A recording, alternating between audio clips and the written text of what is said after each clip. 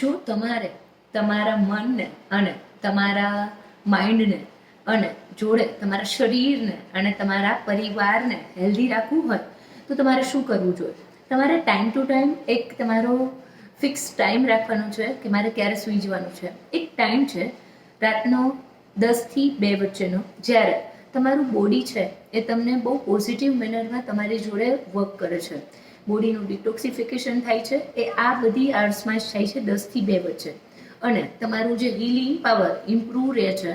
Body એની જાતે જ બધા ટોક્સિસિટીને બહાર કાઢે છે અને તમારું એક મેઇન ફંક્શન બધા પ્રોપર વર્ક કરતા કરે છે એ આ ટાઈમ જ છે.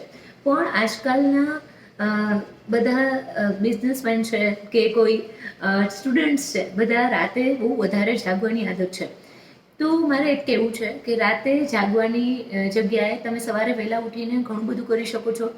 તો એ એક તમારો બહુ સરસ ટાઈમ થઈ જશે, એક બ્રહ્મ મુહૂર્તનો ટાઈમ. તો તમે 4 વાગે ઉઠીને પણ તમારું વર્ક કરી શકો છો, કમ્પ્લીટ કરી શકો છો.